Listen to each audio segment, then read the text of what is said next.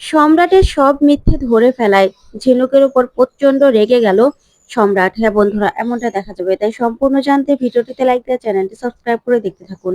গল্পের শুরুতে দেখা যাবে আদিত্য ঝিনুকদের বাড়িতে আসে। তখন পল্লবীর ভয়ে ভিতরে ঢুকতে পারছে না। তখনই পল্লবী পিছনে এসে দাঁড়ায় আর বলে, এ কি, আপনি আবারও চলে এসেছেন? আপনাকে কালকে আমি বারণ করে দিলাম না এখানে আসতে, তারপরেও কেন আসলেন? আপনার লজ্জা করে না? তখন আদিত্য বলে, আচ্ছা ঠিক আছে, দরকারে এসেছিলাম, এখন আপনি যখন বলছেন চলে যাচ্ছি।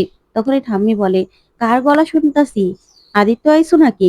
তখন আদিত্য খুশি হয়ে যায় আর বলে, হ্যাঁ ঠাম্মি, আমি।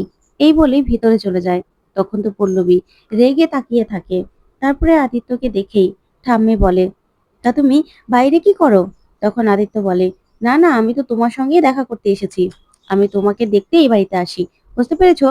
তখনই সেখানে প্রীতি চলে আসে আর এসে বলে, আদি, তুই এসেছিস? তখনই আদিত্য পল্লবীর দিকে তাকিয়ে তাকিয়ে ভয় পেতে থাকে। তারপর আদিত্য বলে, হ্যাঁ রে দিদি, তোর জন্য ঠাম্মি শাড়ি পাঠিয়েছে। তখন প্রীতি বলে, ঠিক আছে, তুই কিন্তু শাড়িটা দিয়ে আবার এখন দৌড়ে চলে যাবি না। চল, বসবি, চা খাবি, তারপরে যাবি। এই বলেই টেনে নিয়ে বসায় প্রীতি আদিত্যকে। তারপরে আদিত্য বসে আছে। তখন ঝিনুকের সঙ্গে কথা বলছে কমলা।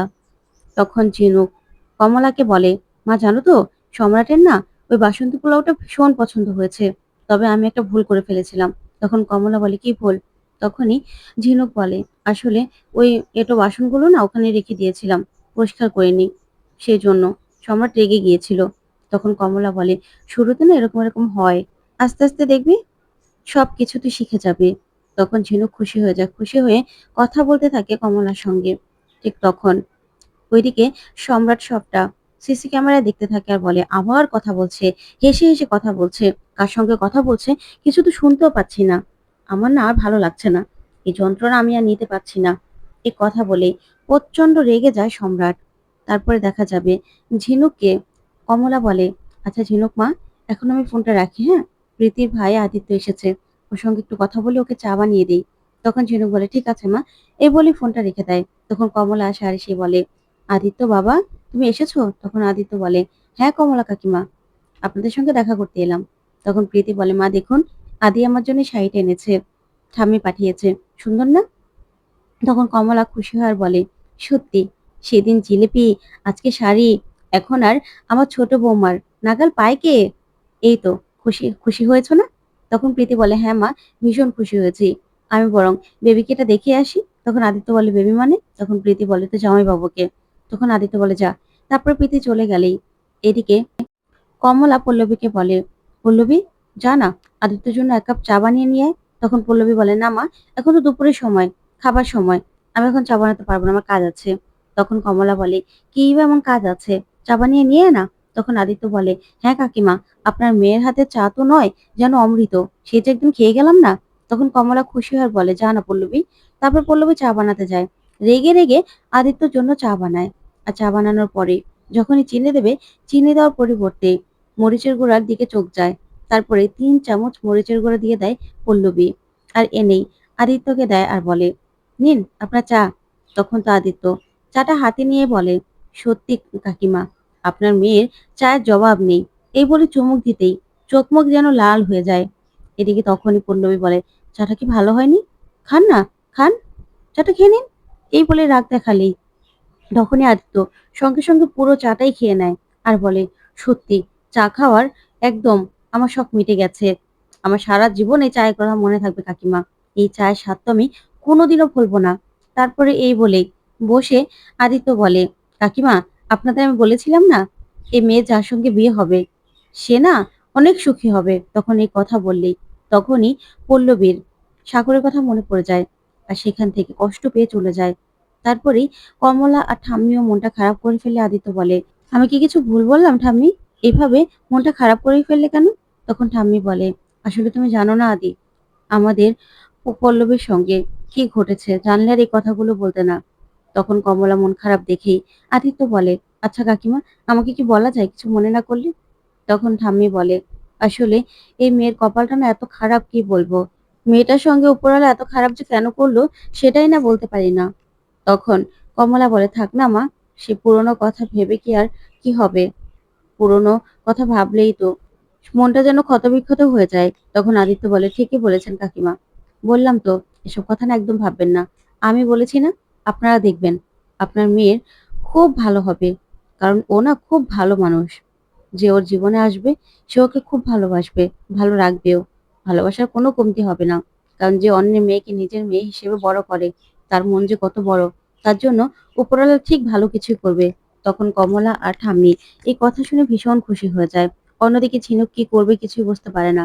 বলে, সম্রাটের জন্য পাস্তা বানাবো? আচ্ছা, পাস্তাই তো ঘরে নেই, বাইরে থেকে নিয়ে আসি। এই বলেই দরজা খোলার অনেক চেষ্টা করে ঝিনুক, কিন্তু কিছুতেই খুলতে পারে না। তখন সম্রাট ফোনের নোটিফিকেশন পায় যে ঝিনুক বাইরে যাওয়ার জন্য ট্রাই করছে। তখন তো সম্রাট আরো রেগে যায়। তারপরেই ঝিনুক ভাবে, দূর, বাইরে তো যেতেই পারছি না, তাহলে অন্য কিছু করি। এই বলেই ঝিনুক নিজের মতো করেই বাড়িটাকে অন্যরকম করে সাজানোর চেষ্টা করে। ওইদিকে সম্রাট বাড়িতে আসে। তখন ঝিনুক সম্রাটের চোখ বেঁধে বলে, তোমার জন্য সারপ্রাইজ আছে। তখন সম্রাট বলে, সারপ্রাইজ? কি সারপ্রাইজ? তারপরেই চোখের কালো কাপড়টা সরাতেই সম্রাট প্রচন্ড রেগে যায় ঝিনুকের উপর। সবকিছু দেখেই ঝিনুককে সঙ্গে সঙ্গে ধাক্কা দিয়ে ফেলে দেয় আর বলে, এসব কি করেছো? আমার পুরো ঘরটার চেহারাই তো পাল্টে দিয়েছো। এগুলো তোমাকে কে করতে বলেছে? কেন করেছো? আমার পারমিশন ছাড়া এগুলো কেন করেছো? তখন তো ঝিনুক প্রচন্ড ভয় পেয়ে যায়। তখন সম্রাট পাগলের মতো করতে থাকে আর বলে, এখানকার শোপিসটা কোথায়? কোথায় রেখেছো? তারপর শোপিসটা আগে আগে আরেক জায়গায় দেখেই আগের জায়গায় নিয়ে আসা আর বলে, শোনো, এই সব কিছুতেই না আমি অভ্যস্ত। সবকিছু এক জায়গায় রাখা আমি পছন্দ করি। তুমি জানো না? হঠাৎ করেই তুমি এগুলো কেন চেঞ্জ করতে গেলে? তখন ঝিনুক সম্রাটের কাণ্ড দেখে ভয় পেয়ে যায়। আর ঝিনুক বলে, আসলে আমি চেয়েছিলাম যে সবকিছু অন্যরকম করি। সারাদিন ঘরে থেকে বোর হচ্ছিলাম। কি করব ভেবেই পাচ্ছিলাম না। তাই এরকম করেছি। তখন সম্রাট মোমবাতিগুলো সরাতে গিয়েই ঝিনুকের পায়ে মোম পড়ে। সেটাও সম্রাট খেয়াল করে না। তখন ঝিনুক বলে, আমি এমন কি অপরাধ করেছি এরকম করছো? তখন সম্রাট বলে, দেখো ঝিনুক, তোমার কাছে যেটা নর্মাল মনে হচ্ছে আমার কাছে কিন্তু নর্মাল মনে হচ্ছে না। তুমি মাত্র কদিন হয়েছে আমার জীবনে এসেছে। আর এগুলো অনেক বছর ধরে আমার জীবনে আছে, যেগুলো নিয়ে আমি এইভাবে থাকতেই অভ্যস্ত। আমি না একদম অগোছালো যেমন দেখতে পারি না, তেমন জায়গাটা জায়গায় রাখাই পছন্দ করি। এক জায়গাটা আরেক জায়গায় রাখাও আমি একদম পছন্দ করি না। তুমি কেন এগুলো পাল্টাতে গেলে? কেন বলো? তখন তো এই কথা শুনে ঝিনুক কাঁদতে থাকে আর পুরো ভয় পেয়ে যায়। তখন সম্রাট ঝিনুককে চেপে ধরে আর বলে, এরকম আর কোনোদিনও করবে না। এরকম আর কোনোদিনও হবে না তো? তখন ঝিনুক কি বলবে কিছুই বুঝতে পারে না। অন্যদিকে দেখা যাবে মিঠি পল্লবীকে বলে, আচ্ছা মাম্মাম, তুমি আঙ্কেলকে বকছিলে কেন? আঙ্কেল কি কিছু করেছে? তখন পল্লবী বলে, না না। তখন মিঠি বলে, আঙ্কেল কি ভালো মানুষ না? তখন পল্লবী মনে মনে বলে, আচ্ছা, একটা মানুষের আগের কথা দিয়ে আমি কেন বিচার করছি? আদি তো খুব ভালো। ওর সঙ্গে আমি কেন রাগ করছি? রেগেই বা যাচ্ছি কেন? ওকে কেন ক্ষমা করতে পারছি না? তখন মিঠি বলে, কি হলো মাম্মাম? তখন পল্লবী বলে, না, তোমার আঙ্কেল ভালো। তখন মিঠি আদির কথা বলতে যাবে, ঠিক তখনই পল্লবী বলে, শোনো, এখন না ওসব কথা কিচ্ছু বলতে হবে না। আগে মাসাজ দিতে হবে তো পায়ে, না হলে তুমি আগের মতো হাঁটতে পারবে কি করে বলো তো?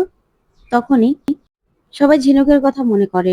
ওইদিকে শ্রীনিবাস গুহ এসেও ঝিনুকের কথাই মনে করতে থাকে। তো বন্ধুরা, কেমন লাগলো আজকের আপডেট? কমেন্ট